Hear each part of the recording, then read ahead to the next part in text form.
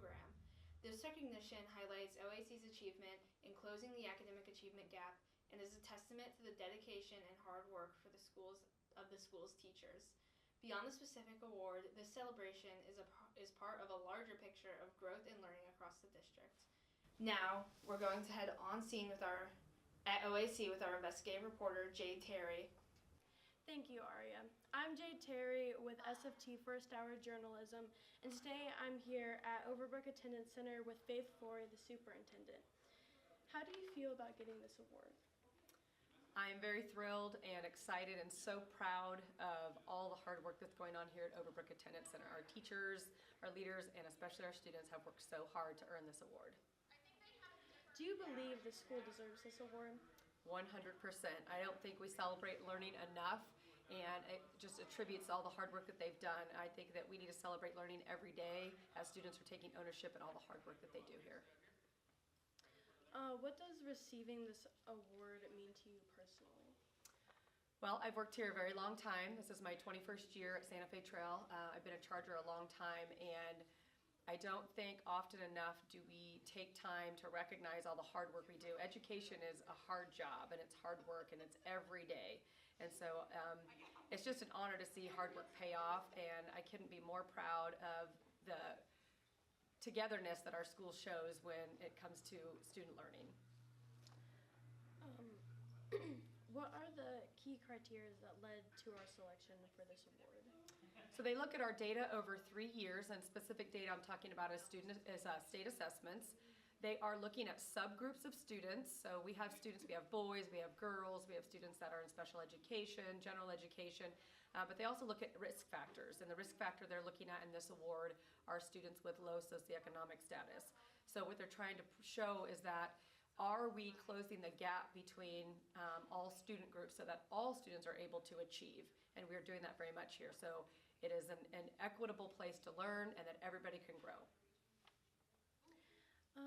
What steps should we take to ensure we continue to meet and exceed the standards that led to this recognition? We have to continue setting goals, having precise action steps in place, and everybody has to work together.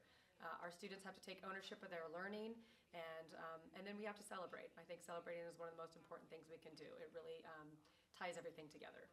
Yeah. How will this award impact our school's visibility and reputation within the educational community?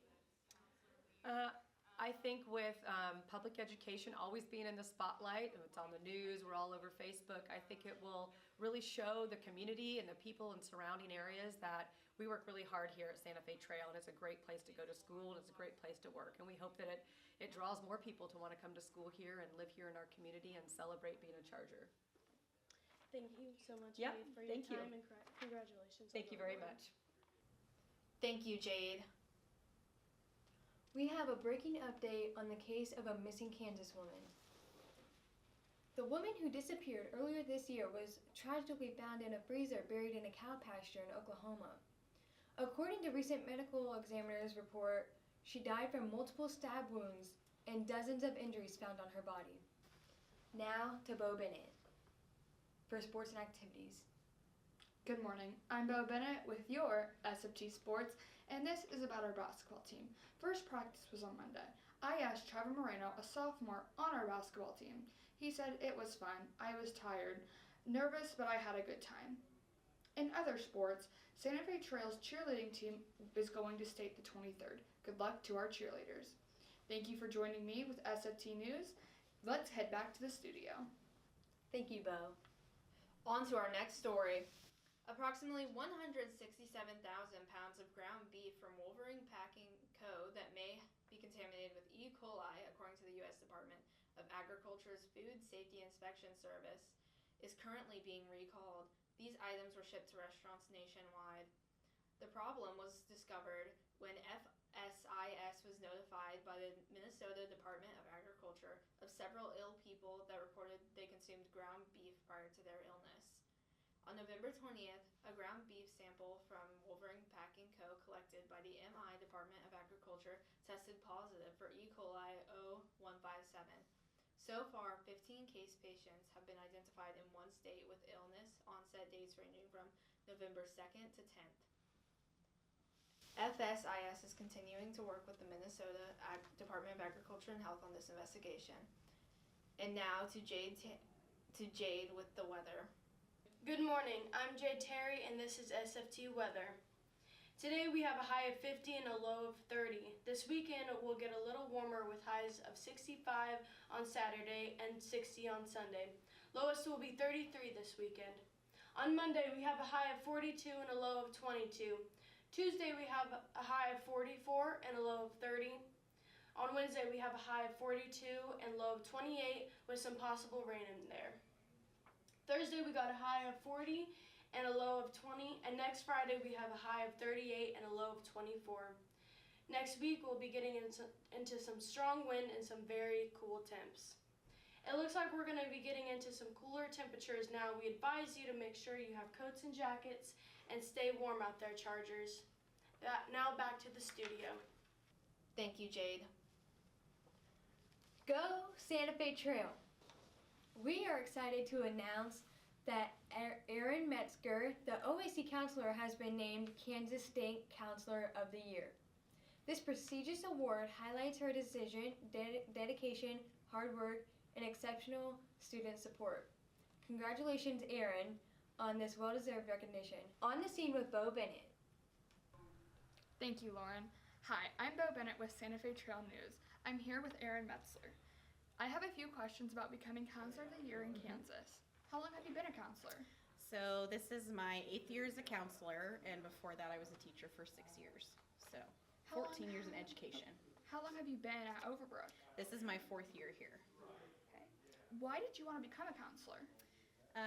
When I was a classroom teacher, I just felt like the relationships and helping was a little more of where my passion was. I loved teaching academics and everything too, but I just felt like we really needed help in social emotional coping skills, kids that have rough home lives, things like that. So I kind of went into the counseling field for that reason. How does it feel knowing that you are one of these kids' biggest inspiration, that they look up to you? It's very humbling. I like having a good time with them and hanging out and just being somebody that they can go to if they need anything. I definitely feel like us at school a lot of times we're their biggest advocates, and a lot of times kids, especially this age, they don't really have their own voice, and so it's nice to be able to be that for them. Do you enjoy working with the younger students, or do you wish you had a chance with older kids? That's a funny question. I've actually never, besides my practicum and stuff, I've always done early elementary. I've been in a K-5 building before, but I've never done middle school or high school. Honestly, you guys kind of scare me a little bit, so I don't know how I would do, but I'm always open to stuff, but I think my passion really is with the littles, for sure. How does it feel to be Counselor of the Year in Kansas? It's pretty wild. I didn't really expect it at all. It's a huge honor. I'm very grateful, and I'm just overjoyed. Sometimes being a counselor is kind of a job where you don't always see your rewards all the time like you do sometimes as a teacher, so that was just very overwhelming to feel that people had felt that way about me. So how do you help your students feel okay talking to someone? You're obviously a big support for them. Mm-hmm. Why did they come to you? Do you know why? I think a lot of it is just I'm present. I teach in all their classrooms. I'm in the lunchroom. I'm outside. I try to be very calming and create a non-judgmental space for them. But I also still have expectations that they know. So a lot of it's just building that relationship with kids and meeting them kind of where they're at. Yeah. Mm-hmm. Well, that's all I have today. Mm-hmm. Thank you so much. Thank you very much. Thank you, Bo, for that heartfelt report. And now for our last story of the day. A Kansas preschool is receiving backlash for their new restrooms that lack privacy. Their bathrooms have a girls' side and a boys' side. As you come across the sinks, there are 3 toilets with short dividers and no doors. The superintendent said the bathrooms were designed this way purposefully. He stated that teachers gave input on the layout and supported the plan. Probably 70% of our kids at this stage still have some personal care needs to help them out, and you just want to being in a place where you're snapping buttons and pulling up pants, you're right there, Superintendent Tani Helfrich said. Currently, there's an online petition to change the layout of the bathrooms that over 1,000 people have signed. The superintendent says that he has no plans to change the layout as of now. Thank you for joining us. As always, I'm Ariel Lynn Smith. And I am Lauren Wiscombe. And this is SFT News.